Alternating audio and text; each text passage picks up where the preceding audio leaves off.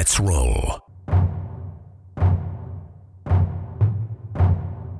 This is Countercharge, your podcast for ranks, flanks, and kings of war.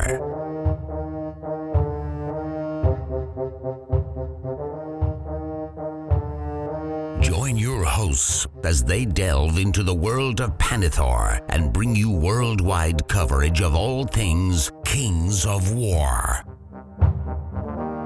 Welcome to Countercharge. I'm Dylan Scribner.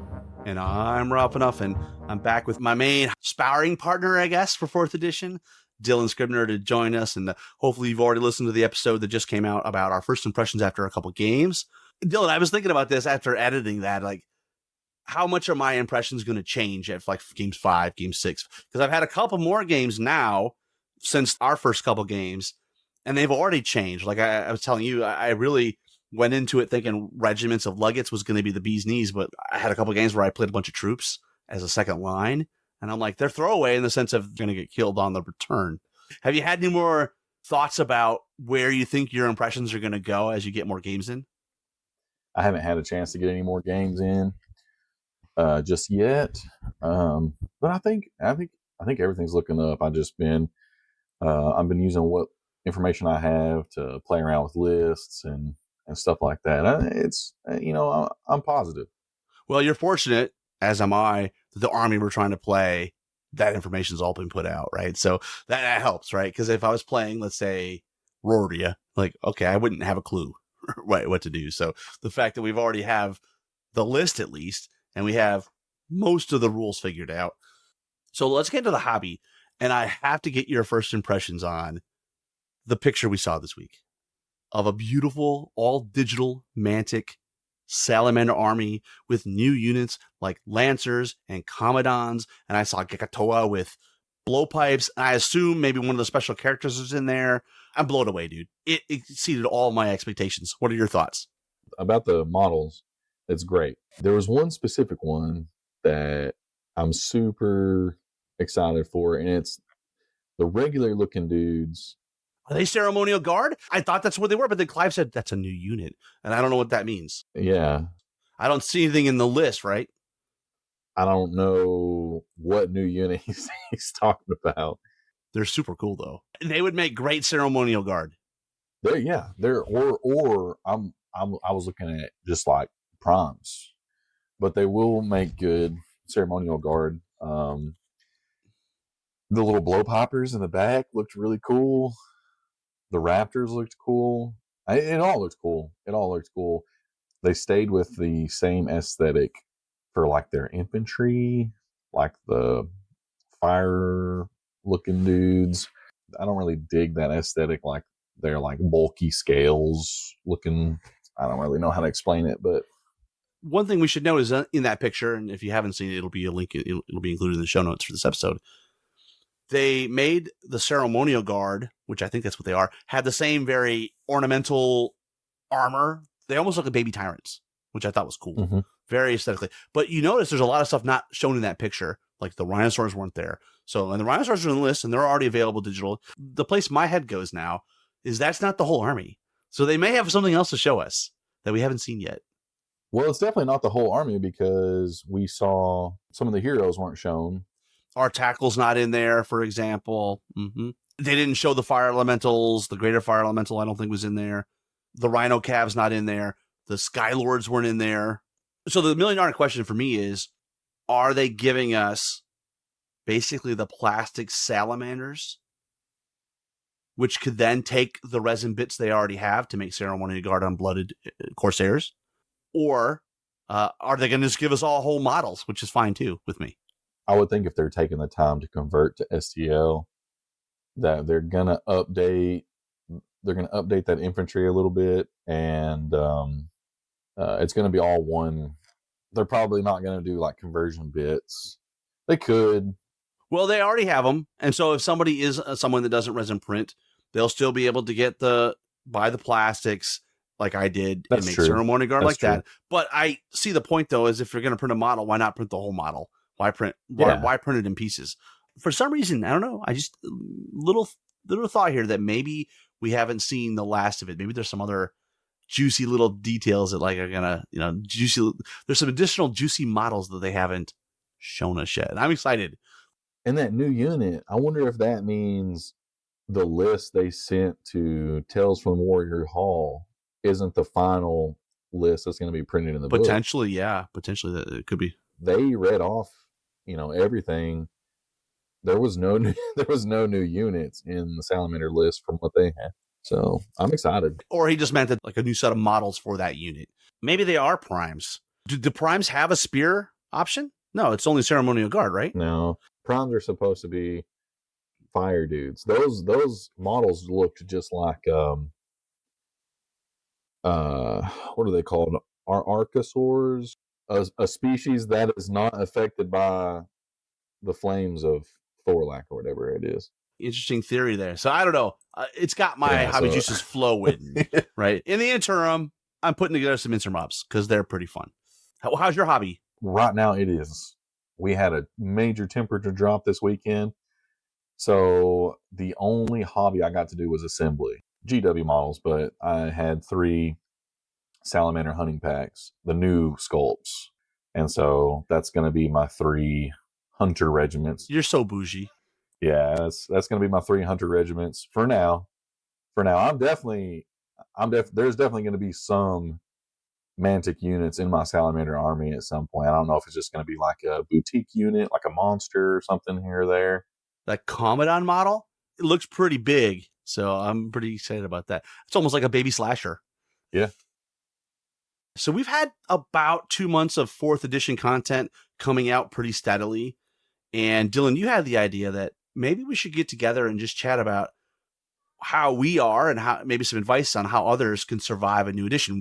We've been through this many, many, many times. Obviously with Warhammer Fantasy, I started in 5th, 6th, 7th, 8th, and through the end times where it was destroyed, I started playing 1st edition, or actually beta, 1st edition, 2nd edition, 3rd, 3.5, and now 4. So, and pretty much any game that we've played for more than a couple of years, from Legion to, well, take your pick, 40K, they've all had edition changes. For me, I'm not really fazed by it anymore. I kind of know what to expect. And we thought maybe we'll just get together and have a chat on some advice. And to start us off, Dylan, if you want to set the stage, a lot of people are making the comment like, I don't understand why it has to change. Why does it have to change? So maybe why don't you set the stage by why is it important for games to evolve and change? The most fundamental aspect of that, in my opinion, is it's a major deal to keep a big game from getting stale. It's not good for the players. It's not good for the company. At the end of 3rd, or towards like now, I think we were really seeing how stale the game was.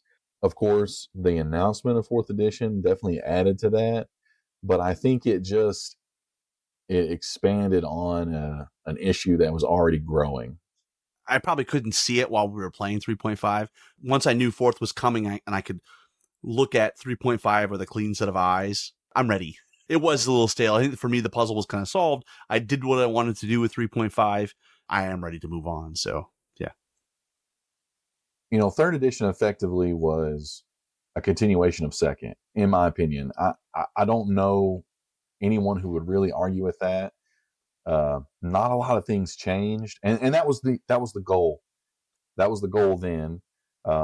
They were just trying to clean up some things, trying to freshen up some things. Evolution, not revolution, was 2nd to 3rd. Right. But the downside to that is we've been playing the same, quote unquote, same game for 10 years, not 5 or 4. You know what I mean? So I think when they announced this new edition, I think that's a major playing factor in the staleness that we've seen. Yeah, and we've talked about Clash of Kings over the years, right?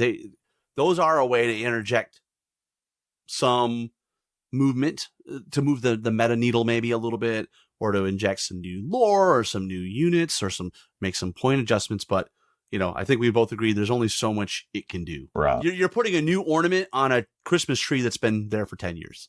Yeah, and it got to a point where, I know it's been said in the past, a Band-Aid on a Band-Aid on a Band-Aid.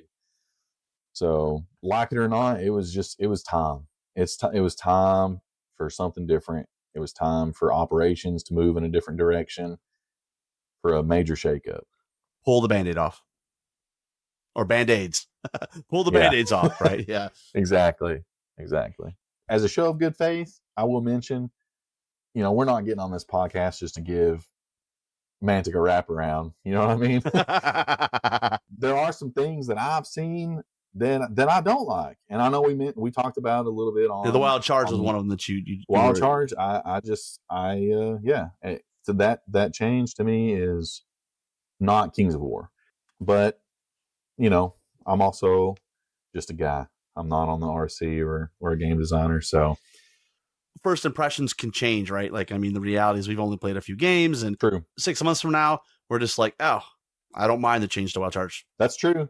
Or maybe I'll move into your camp and go, I really don't like it. The other thing is the change to TC. I foresee that being one of the earlier updates that we get in the near future. And let's talk on that. That was the one change that did happen from 2 to 3, right? Yeah. When you're hindered, you only lost one of your TC, not all of your TC. Now, hindered means you lose everything.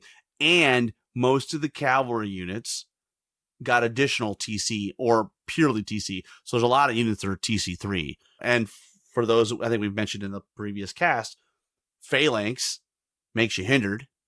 So you're -1 and you lose all your TC, right? So, and you don't get TC if you're not charging. I was actually just thinking about this today when I was trying to think about, this section that I kind of wanted to add to the podcast. One of the reasons why I don't like the change to TC is because they have intertwined Phalanx with hindered due to the wording of Phalanx. So now they won't be able to make any changes to Thunderous Charge without affecting Phalanx. What they might do, Dylan, is if you have a unit like Abyssal Horsemen that have TC3, they'll just change it to TC2 with Crushing Strength 1. So that, to your point, on that counterplay, then you'll have at least the Crushing Strength 1. Yeah, I guess that could be that. I mean, that changes the points level of the. But I mean, I guess they got to do what they got to do at that point. My first thought was lose all TC to a minimum of 1 or something like that. But what are some other reasons why I think change is important? We're talking about energizing a player base. A new edition is really the perfect opportunity to rally the troops, as it were. I mean, if you got any kind of local scene, anyone who's been a fence sitter, anyone who's been in the store and maybe gave your table a glance, but not really, said anything to you. I mean, now's the time. Now's the time to approach that person and be like, hey, new edition. If you're even interested, I got a couple armies. We got dice. Let's see if you like it. Yeah, it's a perfect time to get new players involved because I am always hesitant to dive into a game that's been around for 3, 4, 5 years. There's this whole organic thing that's evolved. When I'm always hesitant to get into a game that's mature, I guess is the right word. In this scenario, pretty much everybody's starting fresh, right? The rules are substantially different enough that while playing 3.5 before, it gives you some advantage. It's not the be's all end all, right? Like it's a great opportunity. It's an onboard. It's an on ramp to the freeway of Kings of War. This is like one of those things that's maybe short-term pain for the players, but long-term benefits for those same players and the company as a whole. It just gives the game company an opportunity to pivot factions into a more interesting design space. New factions, new lore, models for existing factions, experiments, like, there's all kinds of things that the game company has an excuse. A new edition is an excuse to maybe put some non-guaranteed investment in certain aspects of the game that we don't get at just any point in time throughout an edition. An edition change, that's when we get hit, and we're seeing it now. We got the STL armies, that's going to be a thing now. We're getting, 2 books a year instead of 1. Because the invasion book is 160 pages, right? That's much bigger than a Clash of Kings. I think the other thing that we should mention is, because we're going through an edition change, it's going to give them the opportunity to change the rules up to make it more accessible. I don't know about you, but like, I think 3.5 is a great example. I tried to justify the cover rules.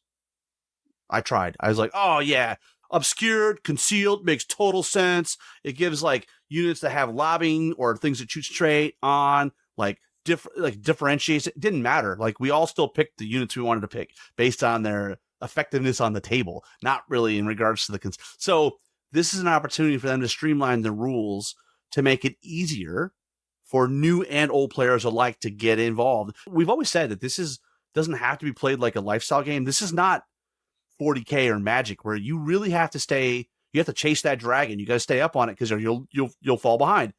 It's not like that. Even with 2 books a year, if your army's not in one of those 2 books, by and large, you're not going to see a whole lot of changes. Now, not to say there won't be any changes. I'm sure they'll be listening to feedback and they'll make adjustments if, something needs to move from support to special maybe, or maybe they need to revise their formula. I 100% agree. I think this is a great opportunity for new players, especially people that have already showed they were Kings of War curious. Like, they were like, oh, like, the people that walk by but don't want to admit it. They're like, in their head, they're saying, well, I can't play Ranks and Flanks. That's too many models. Oh, it's too complicated. But they're still interested. This is an opportunity for them to try it out. Very little risk. Absolutely. As it goes to like pivoting into a better design space on the package engineering side, they're going to have opportunities to like rebrand and repackage some things to maybe draw more eyes to their product on the shelf. You just gave me a door to an awesome idea. Mantic is printing all these boxes for these units. So on the back of this box, let's add some loot objective markers. Let's like wavering status, that kind of stuff. Let's put them on the back of the box, and people can cut them out and they can use them and get by. Oh, hey, let's throw one for Andy too. Why don't we print some bases? It could be like a picture of grass. It could be a regiment, right? And and if they're including the MDF inside, they could glue it down on top. Come on, tell me that's not a good idea. Right. This is you're hearing it here first, Ronnie. And you know what? No commission needed. Take it and run. My idea for packaging would be actual branding of their IP. So, for example, elves, when they do redo the elves models, don't put elves on the box. Panithor elves are Dragon Kindred. Rename the faction Dragon Kindred, because someone's walking by in a game store and they see a non-GW box that says elf on it. They're not going to, maybe not every time, but most of the time they're going to be like, I have elves. But you know what else they're going to think? That says Mantic elves. Those are terrible. I don't want anything to do with them. Yeah. So Dragon Kindred is at least going to catch a second look, in my opinion. And the same thing with orcs. I know orcs need to be Riftforge. Leave the word orcs out, because there's already orcs everywhere. I think those cool IP-driven names could like catch a second glance on the sitting on the shelf. You know what I mean? Especially if they're backed up by really cool, unique models, so it doesn't just look like an elf. Exactly. They got dragon scale armor or something. You know what I mean? Like, yeah, come on, man, yeah. Bring that's it. What I'm saying, like, the name is not getting the models the second look they deserve because of, I don't know what the correct term is, but it's a inherent bias that like a lot of war gamers have, due to model quality of the past and things like that. So, but anyway, long story short, a new edition is what gives the company opportunities to do that. We probably should put up a post asking for people to come up with new names for all the generic stuff like halflings, elves, orcs, dwarves, right? And see what they come up with, because I bet you there's going to be some cool ideas that come out of that. So, absolutely. So, Dylan, you just shared why change is important, right? It's about kind of almost like an opportunity to re-engage, right? And to come up with some new ideas, be more creative. It's a refresh, a new coat of paint on the car, right? It allows us a new entry point for players that may be curious to Kings of War, and also just a level set everything and pull off all the band-aids. But with an edition change, there's change is hard, right? Change is hard on people. So what are some tips for surviving the change? Number one for me is just trust the process. I know everyone doesn't think this, but I feel like Mantic has more than earned our trust over the years. They put their money where their mouth was in 2015. They didn't have to give us Uncharted Empires when GW did what they did and took the game away from a bunch of people. But they did, because they knew that they would benefit from it. But they opened their arms and gave players a place to come and welcome them in with their own models, their non-Mantic models. They've really done nothing but build upon that over the last decade. So I don't see any reason not to trust them. And when the community said, hey, we would love to have some 3D models, where everybody else in the industry is saying, no, they're like, well, here you go. Hold my beer. Here's the Mantic Vault. And now we're taking the next step with a complete digital army with salamanders. Yeah. I appreciate the fact that they are forward-thinking outside the box, beyond what a traditional miniature war game company should be thinking. Absolutely. I mean, and they've shown multiple times that they're willing to lose a few dollars to keep the game, make sure the game is fun for the vast majority of players. The 3rd edition Twilight Kin update was a big example of that. I mean, there may have been some points along the way where it may have looked like they made a change to a model to just grab those sales.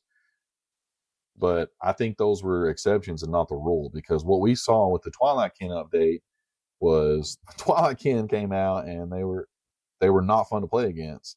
And they immediately, in the very next opportunity, nerfed the crap out of them.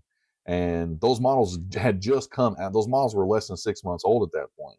So they proved that to keep the game fun for more people, though, to me, that is one of the reasons why I like Mantic and I trust them with the game. Another strategy for surviving is get in those games, get in those reps, play those games, find out what your impressions are, play a few more, make an opinion on it, right? And if you have concerns like Dylan, with Wild Charge, 3 or 4 weeks from now, you might be singing a different tune. I don't know, right? And so it's important that you're also constantly looking back at what your opinions are and seeing how they evolve. We need to get in some reps. And no one's telling you that you can't have an opinion beforehand, but just be intellectually honest and make sure you're reevaluating your opinions honestly after you get in 10 reps, 10 games, kind of see how you feel. Like, it's not the end of the world. Like, we know that, if things are majorly out of balance with the core rules or with the army lists or anything like that, we know that they're willing to make those changes because, for one, they've actively said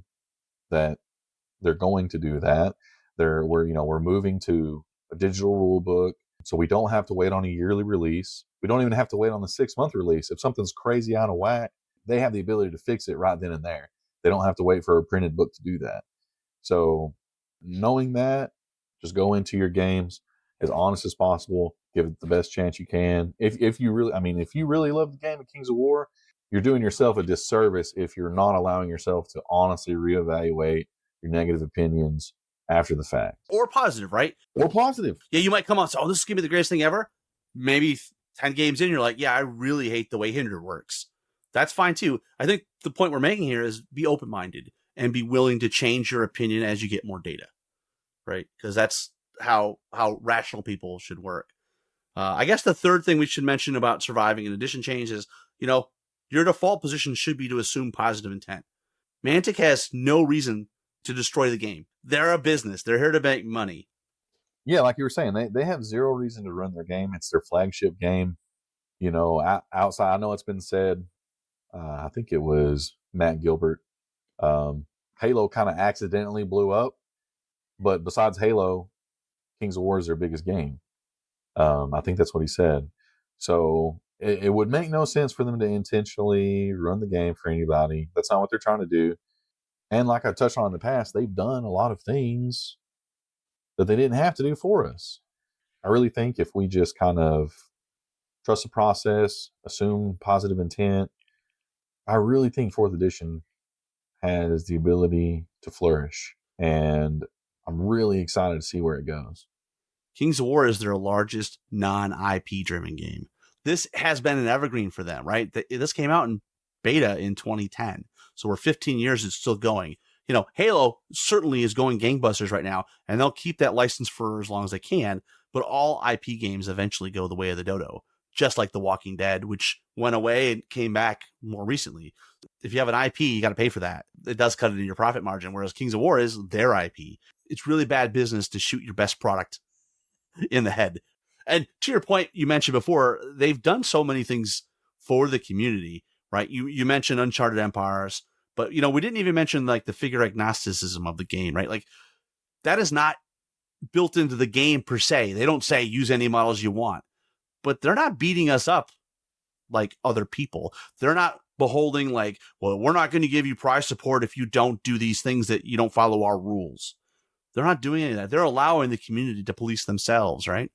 Again, everything they've done has been positive, right? Now, I'm not saying that everything they've done is smart. Like they've had missteps along the way too, right? They're not perfect. I mean, but in general, those are unintentional mistakes. They're not intentionally trying to screw something up or make you angry. Long story short, I think the track record is puts them in a place where I think it's fair to trust them first. You know, I had an HR manager one time told me, Rob, trust but verify. Yeah. Yeah. So those are some strategies about surviving an edition. But the final thing I wanted to touch on, Dylan, is what if you don't end up liking the new edition? When I go through edition changes, the first question I ask myself after the new edition's dropped and I've got some games in, why am I playing this game? Am I playing it because I like the game or the models, you know, or maybe the company? Or am I playing it because of the people that play it, right? Because those are two different things. If you're playing it for the game or you're playing it for the community, those are two different things. Over the years, there have been games where I chose to stop playing, right? Typically, if I was just playing it for the game itself, it's a lot harder to quit if really cool people are playing the game, right? Because ultimately, a game would have to be really for me to quit if I'm getting to play with people like Dylan or Dan Kamek or Devlin, right? I mean, they're just good people. It goes back to what I said before. There's a game for everybody and everybody for a game. So give yourself the permission to try other games. If you've tried Kings of War 4th edition and you've got the reps in and you've reevaluated your opinions and you still think really not my game, that's okay. There's nothing wrong with that. Give yourself the permission to try something else. I tell my daughter this all the time and she's like, I don't want to eat that. I'm like, well, how do you know you don't like it if you don't try it? Right? Same thing here. Try something else. You may find your new favorite game. I can't tell you how many people I've talked to that say, oh, I found Kings of War because I was looking for an alternative to Warhammer. They went into it thinking it's Warhammer or a ripoff of Warhammer, and then come away going, oh, it's nothing like Warhammer. Okay, it's ranks and flanks. We play with D6s. But other than that, there's not a lot of similarity. There is more difference between the classic Warhammer Fantasy Battle and Kings of War than it has in common, right? Like, so try those other games. And if you still wanted to play ranks and flanks, there's plenty of other games, whether it's Conquest or Hobgoblin, I know has come out. A lot of people like that. Play those games. It's okay. You have armies. There's plenty of games that you can just buy different rules and try it. And this is probably the most important thing. And, you know, the Warhammer community, the old Hammer, as they call themselves, is a perfect example of this. Just because Mantic updated the rules, if you don't like them, that doesn't mean you have to use them, right? You can still play 3.5 or you can there's still people playing 2.0. They don't mind the fact that flying units can just fly, get hit, fly again, just keep flapping around your units. You know, just keep playing the version you like. I mean, it makes me laugh when people say, "Oh, they ruined my game." Well, they changed your game, but they haven't changed 3.5. They're essentially making a new version. They're making a new game, and that might not be for you. So I don't know. What are your thoughts on this? It's a touchy subject because I think inherently we've already sunk so much time into this that like it's really hard for us to finally say I'm going to quit it. But honestly, you're doing yourself a favor if you really legitimately don't like the game don't play something you don't like, right? And the flip side of it, your opponents will appreciate it too, because nothing's worse than somebody that comes to the table and all they want to do is complain about, oh, this game sucks. You played Warhammer with us, right? We were playing 7th edition. We moved to 8th edition. I was in the camp where I hated 7th edition. I wasn't playing very much. It was like Hero Hammer all over. But then 8th edition kind of opened things up. And I was like, oh, going back to a design space I kind of liked. A lot of people said, oh, 8th edition's too watered down. It's, what's the step up rule? Come on. You got 10, come on. I killed all the front rank. They should all be dead. They can't fight back. The 5 guys in the front are dead. So my point is, it's okay if you don't like the game and you want to play something else. That's natural. That's the natural evolution of a game. People are going to ebb and flow within editions, in between editions. So what are your thoughts? I would start by saying, ultimately, I think if you're really being honest with yourself and honest with the game, I think after 4 or 5 games, if you loved it before, you're going to love it for the most part now. As someone who's played a couple games, we might have been missing a couple pieces here and there, but for the most part, it was Kings of War. I said it on the other recording. It is Kings of War. But, ultimately, you're right. Just because they updated the rules, you don't have to play it. And now I know that's like, we don't want that to come off as then just don't play. Like, not being facetious, but it's like one of those things where it may be hard to hear, but it's like more beneficial to you as a player. Give yourself a chance to check something else out. Or going back to the top point in this section is, if it's more about the people, that's generally what we hear when we're discussing the game with people at tournaments, it is more about the people. So, you may be leaning more into, I'm just going to a tournament for the people. The change in 3rd edition, the FAQ change to withdraw in advance, basically ruined the day for every Surge player. But those people still played 3rd edition after that. There will be a time period to modify and adjust. That goes back to the whole point of the edition change.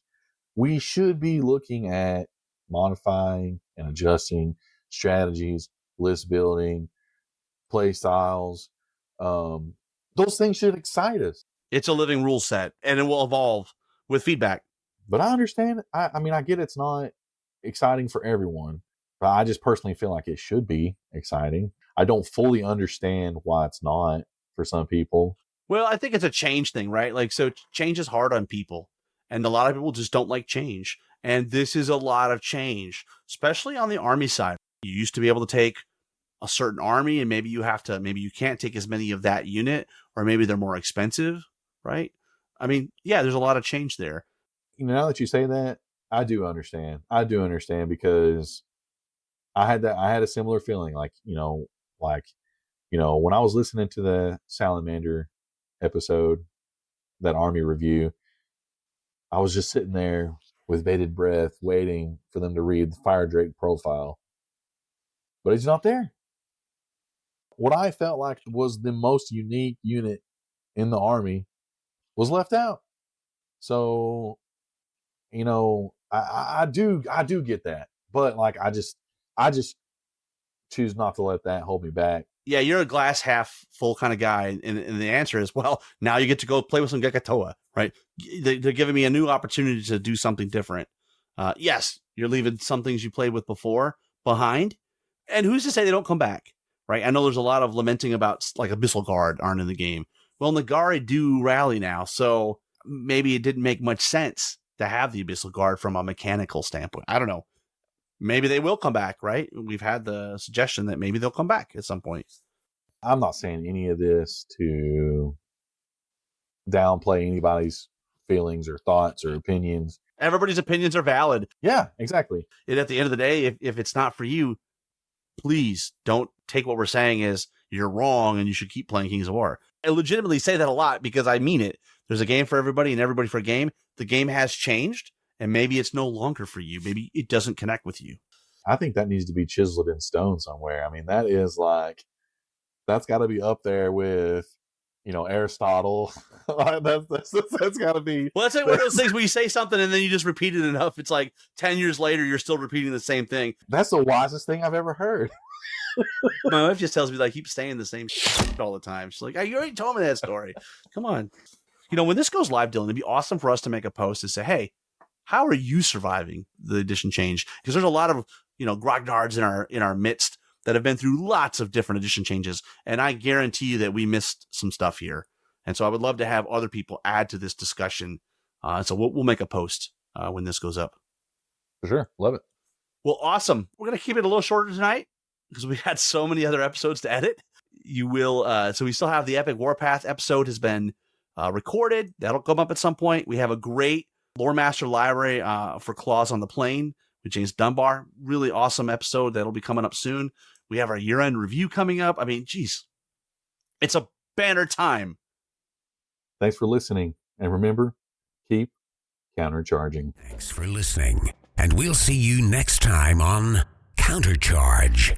Please let us know what you thought of the show by emailing us at counterchargepodcast@gmail.com, on Twitter at countercharge15, or by commenting on the Countercharge Kings of War podcast Facebook group. If you enjoy the show, you can help others find out about it by leaving positive reviews on iTunes. Until next time, keep countercharging.